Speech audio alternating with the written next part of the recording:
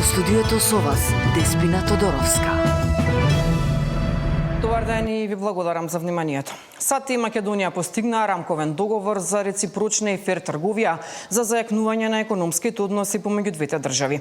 Според договорот, американските производи на македонскиот пазар ќе се продаваат без царини, додека САД ја задржуваат реципрочната царина од 15%, но за одредени производи ќе ги укинат давачките.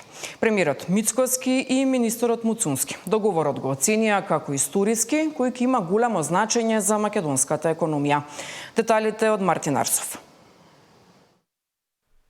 Соединетите американски држави и Македонија постигнаа рамковен договор за реципрочна, фер и балансирана трговија, соопшти Белата куќа.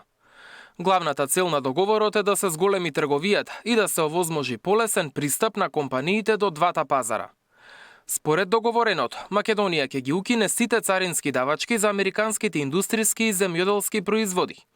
Од друга страна, САД ќе ја задржат постојната царина од 15% за македонските производи, но за одредени производи е можно да се воведе нулта царинска стапка.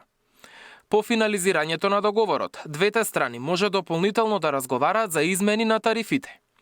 Договорот предвидува и решавање на така наречените нетарифни бариери, административни и други ограничувања што може да ја отежнат трговијата. Ке се одржуваат консултации за да се подобри пристапот на американските земјоделски производи на македонскиот пазар. Во делот на енергетиката се истакнува значењето на новиот гасен интерконектор со Грција, кој треба да ја зголеми енергетската сигурност на земјава. По неговото завршување, Македонија ќе започне со увоз на течен природен гас од САД. Договорот опфаќа и обврски во областа на заштитата на животната средина, интелектуалната сопственост, трудовите права и дигиталната трговија.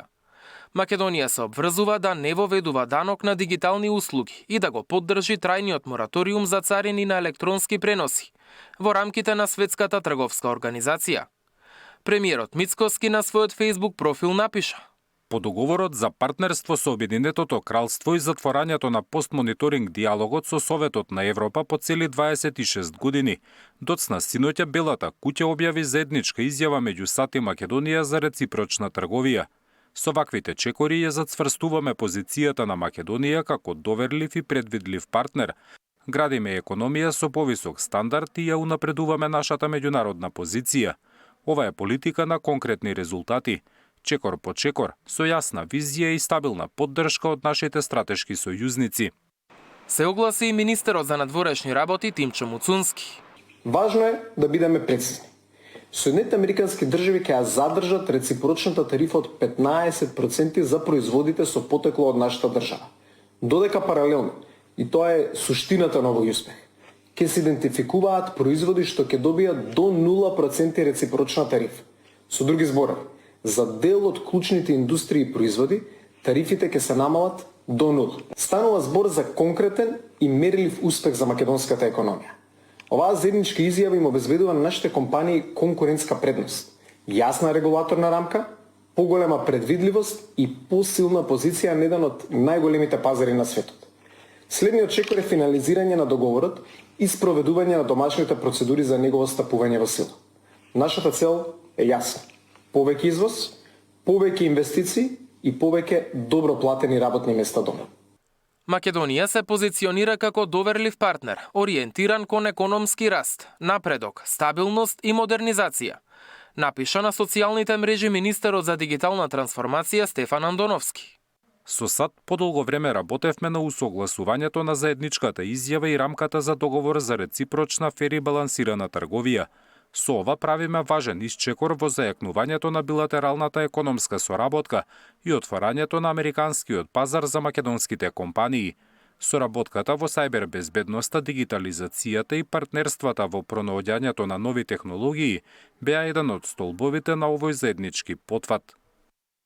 Како што стои во известувањето од Белата куќа, во наредниот период двете држави ќе работат на финализирање и подпишување на договорот, пошто ќе следуваат и домашните процедури за негово стапување во сила. Мартин Арсов, Сител телевизија. Премиерот Христијан Мицкоски од денеска престојува во повеќе дневна посета на Германија, каде ќе учествува на 62-та Минхенска безбедносна конференција.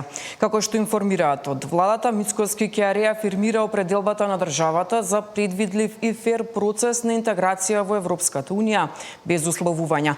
Мицкоски е придружуван од министрите за одбрана Мисајловски, за надворешна политика и надворешна трговија Тимчо Муцунски и за внатрешни работи Панчо Тошковски.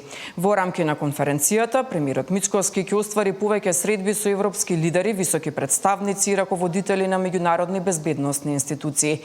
Разговорите, како што информираат од владата, ќе бидат фокусирани на регионалната геополитичка стабилност и улогата на Македонија како фактор на стабилност на Западен Балкан и активен член на НАТО. На маргините на Минхенската безбедносна конференција се планирани и средби со високи представници на Европската унија, како и со шефови на држави и влади, стои во владината најава. Процесот кој вчера го започна БЕСА ќе го следат и другите партии кои се дел од коалицијата Вреди, со цел да прераснат во еден политички субјект. Изет Меджити, како предводник на демократското движење, вели дека лидерите на Вреди се уште немаат конечен договор за тоа кој ќе биде председател на таа партија. Пред најавината владена реконструкција, Меджити вели дека ќе се анализира работата на сите кадри на Вреди во владата. Од членството, од структурите бараат влен да биде едно и така да силно го поддржувам тоа што го направи вчера Билал Касами, бидејќи тоа чекор напред, има креативни повеќе идеи, има со ротација, има копредседателство или пак има и модел, еден глас секој, мислам еден член во однос на кадрите, секој по својот учинок се анализира и нормално при секоја реконструкција да има и промени и да има подобрување во таа насока. Акцијата во која се запленува поголема количина на марихуана и денеска е во фокус на меѓупартиските приписки.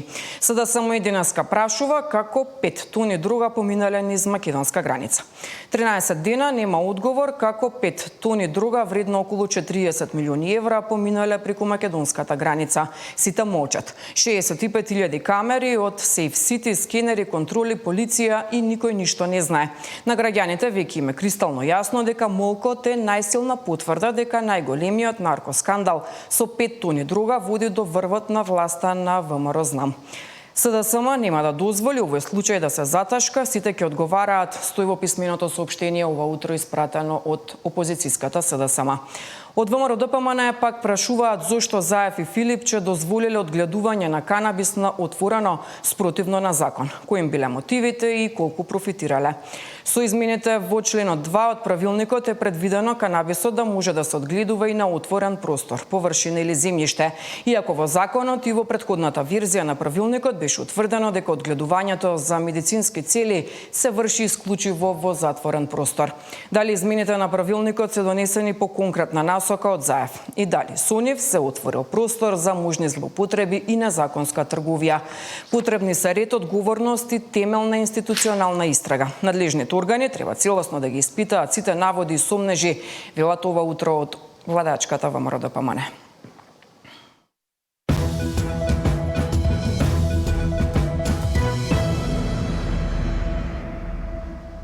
Скопскиот градоначалник најавува стартување на повеќе проекти во следниот период. Ке се прошируваат повеќе булевари, ке се отстрануваат времени објекти кои узурпираат јавен простор, а ке се уредува и Скопското кале. Овие аномалии на системот, колку и да се болни, ние ќе гледаме да најдеме алтернатива, да помогнеме на тие наши сограѓани, кои што некој ги довел во заблуда во минатото, ветувајќи им дека бесконечно ќе трае процес на узурпација или делување спротивно на закон, ќе бараме начин да им помогнеме. Нив имаме мерки како град Скопје кои што ги планираме во таа насока за поддршка нивна, но за кале кога разговараме, кале внатрешниот дел веќе го исчистивме, го средивме и личи достоинствено. Таму ќе има сериозна реконструкција, но откако владението ќе ни го предадат нам, а ние поднесовме барање до владата тоа да го направи, кога ние ќе го добиеме владението, тогаш ќе можам да постапам и да ги средам искривниците и да се заштитат соодветно, но и да направиме одредена реконструкција поврзана околу патеките, урбаната опрема која што таму 20 на Ој Струга оформи предмет за енормното загадување на водата за пиење во градот. Оттаму информираат дека ќе се испитуваат причините и евентуално сторени кривични дела против животната средина и природата. Во координација со Министерството за внатрешни работи издадена е наредба за правосудната полиција да изврши увид на локација во селото Шум, каде се сместени изворите од кои подрачјето на градот Струга се снабдува со вода за пиење. При увидот треба да бидат присутни надлежни инспекцијски служби од областа на животната средина, од Агенцијата за храна и ветеринарство, како и од Центарот за јавно здравје. Ке бидат превземени и други действија на проверки, информираат утрово од обвинителството. Водата од водоводот во Струга е заматена речиси цела недела. Од чешмите тече темно кафеава вода, а анализите покажуваат дека заматеноста е дури 30 пати над дозволената. Водата е прогласена за технички неисправна и не смее да се користи ниту за пиење, ниту за готвење, ниту за лична хигиена. Директорот на јавното предпријатие Водовод Струга Јусуфовски вчера се поднесе и оставка од морални причини. Само од почетокот на годината во Струмичко-Радовишкиот регион откриени се над 20 бесправни сечи на дрва. Запленети се над 100 кубни метри огревно дрво, а од македонски шуми најавуваат засилени контроли во следниот период. Од почетокот на годината во Струмичко-Радовишкиот регион се евидентирани над 20 случаи на дрвократство, а запленети повеќе од 100 кубни метри огревно дрво. Според податоците од македонски шуми, станува збор за лица кои подолг период се занимаваат со вакви активности. Од предпријатието посочуваат дека токму врнежливото време и ниските температури, дрвократците ги користат за прикривање на активностите и полесно организирање на нелегалната сеча. Најголемиот дел од транспортот на дрвата се врши со нерегистрирани возила. Денове се токму возила кои што се користат за вакви дејности, меѓу другото и за кражба на дрва.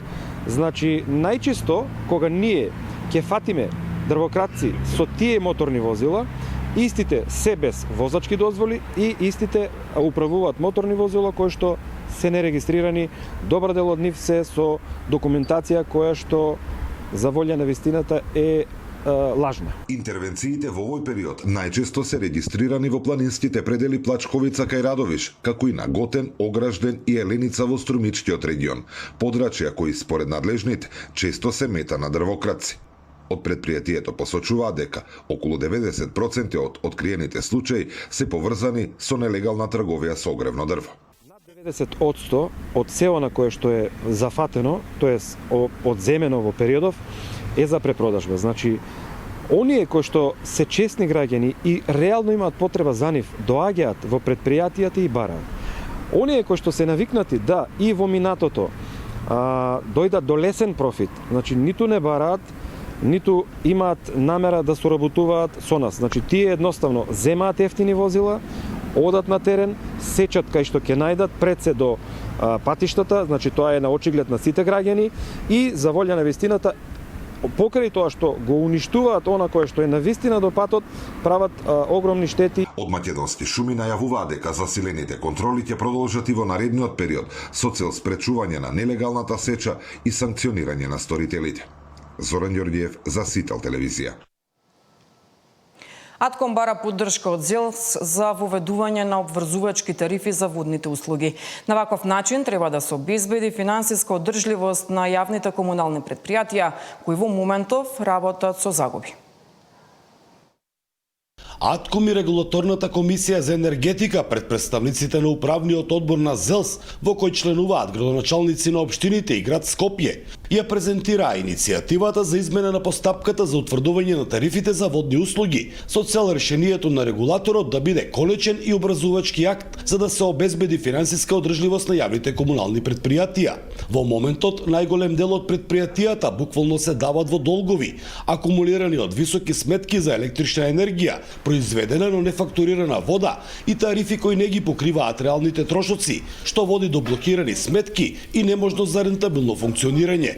Добивме информација на барањата на директорите од Атком кон регулаторна е за регулирање на цената, со што би се тргнал товарот едноставно од градоначалниците и советите, но не и дека би се тргнала контролата, е сериозна точка за размислување за кое што ние, како членови на управниот одбор на ЗЕЛС, сериозно би разговарале околу разгледувањето и поддршката на оваа иницијатива. Ова барање, ова иницијатива надком секако ќе биде разгледана на седница на управниот одбор на ЗЕЛС. Доколку насоките кои што и објаснувањето ги добивме се целисходни и кои што ќе донесат добробит на јавните комунални предпријатија, по сериозни анализи, доколку тоа е решението, најверојатно може да следи и позитивен одговор. Општините се основачи на комуналните предпријатија и мора да постои кохерентна врска во усогласувањето на ставовите и дефинирање на заедничките чекори за подобрување на правната, финансиската и инвестицијската стабилност на секторот. Постојат повеќе механизми. Еден од тие механизми е зајакнување на наплатата, односно поголема наплата за услугата која што дават кон граѓаните. Рационалност во трошењето исто така е многу битно. Беа презентирани активностите на АТКОМ во делот лобирање и застапување, како и клучните наоди и препораки за формализирање на собственоста и регистрација на основните средства на јавните комунални предпријатија, со јасно дефинирање на општините како нивни собственици. За Сител, Трајан Ристовски.